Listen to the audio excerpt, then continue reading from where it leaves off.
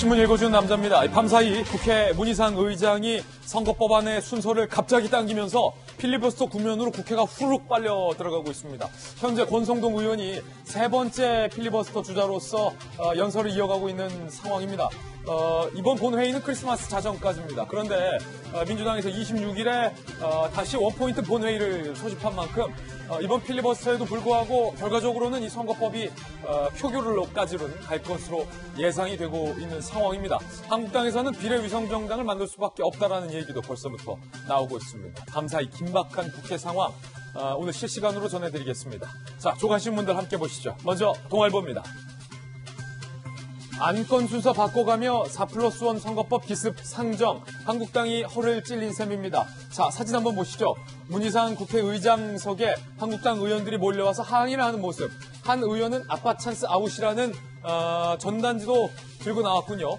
문희상 국회의장이 결국은 아들에게 지역구를 세습해 주려고 4+1이 추진하는 선거법안에 이렇게 끌려다니는 것 아니냐라고 한국당은 비판을 하고 있는 상황입니다. 그 의미인 것 같습니다. 그런데 어제 한 가지 달라진 게 있습니다. 선거법이 지역구 253석에 비례 47석, 현행 그대로를 유지하기로 민주당과 4+1 협의체에서 또다시 의견을 바꿨다는 겁니다. 결과적으로 이번 선거법 누더기법이 됐다라는 지적이 나오는 이유기도 합니다. 253석, 결과적으로 원래대로 그대로 현행 그대로 의석수는 유지가 된다는 점. 이 비례대표 47석 중에 30석만 연동형. 그것도 50%만.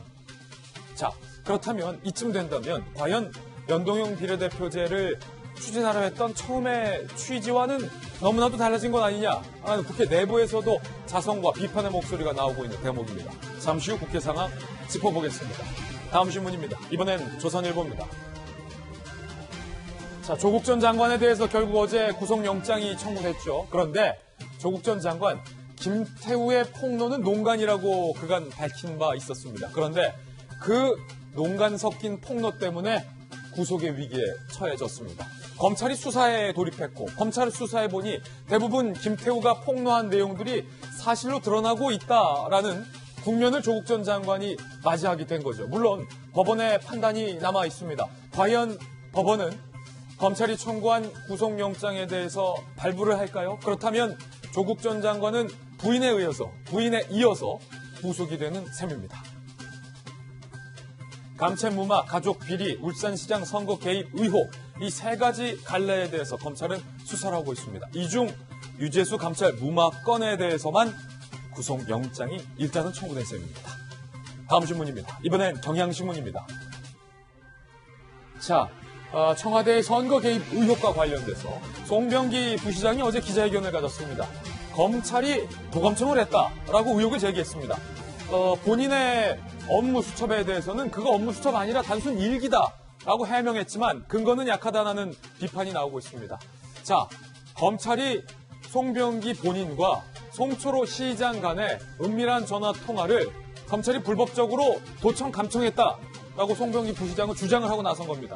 이에 대해서 검찰은 적법하게 확보한 자료다라고 반박을 했습니다. 잠시 후에 이 이야기 상세하게 다뤄보겠습니다. 자, 검찰은 어떻게 송병기, 송초로 두 사람 간의 통화를 확보했던 걸까요? 잠시 후에 그 답을 밝히겠습니다. 다음 신문은 한국일보입니다. 중국이 문재인 대통령의 발언을 정치적으로 이용했다라는 논란을 한국일보가 제기했습니다. 문 대통령, 홍콩 문제는 내정 문제다라고 외교적으로 한마디 툭 던졌는데 중국 매체들이 이를 대처특필하면서 이게 논란이 된 겁니다. 정말 한국의 문 대통령이 홍콩에서 벌어지고 있는 이른바 이 민주화 문제에 대해서 그건 중국이 알아서 할 문제다라고 말한 것이 사실이냐라는 국제사회의 반응까지 나왔기 때문이죠. 다분히 중국 언론이 이용을 한 상황으로 보이는데 한국은 중국을 지지하고 있다라는 의도를 중국 매체들과 중국 정부가 강조를 했다라는 겁니다. 이래서 정상의 말 한마디 한마디가 중요하다라는 생각도 듭니다. 청와대는 외교적 수사다라고 해명을 했습니다.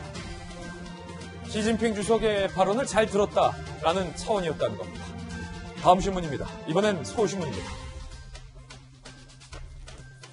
자, 북한의 크리스마스 전후 연말 탄도미사일 발사 움직임에 대해서 미국 측의 움직임도 상당히 긴박합니다. 글로벌 호크를 한국에 보내겠다. 북한에 대한 전역 감시 체제 모드로 미국은 들어섰습니다. 20km 상공에서 지상 0.3m 물체까지 식별이 가능합니다. 내년까지 4대를 인도한다. 행사는 비공개시에. 북한의 반발이 예상되는 상황인데 북한의 추가 도발의 기폭제 가능성까지도 나오고 있는 상황입니다. 자, 연말에 과연 북한이 예고했던 무력 도발을 감행할 것인가? 그런데 이번에는 좀 심상치가 않습니다. 북한이 무력 도발을 하면 미국이 이번에는 가만히 있지 않겠다라는 겁니다. 심상치 않아요. 다음 신문입니다. 이번엔 중앙일보입니다. 자, 그런가 하면 메이저리그 소식도 오랜만에 들어와 있습니다. 류현진 선수가 4년에 930억 원으로. 와, 대단해요. 메이저리그의 유일한 캐나다 기반의 구단 토론토 블루제이스로 영입이 됩니다. 그런데 이 토론토는요. 최동원 선수를 예전에 탐냈던 구단이기도 합니다. 그런데 그때 당시 우리 최동원 선수의 군 문제가 해결이 안 돼서 캐나다 총리까지 영입하려고 나섰었지만 결국에는 토론토가 최동원 선수를 영입하지 못했었는데 이번에는 류현진을 데려갔는데 성공을 했다는 겁니다. 4년에 930억 원. 대단해요.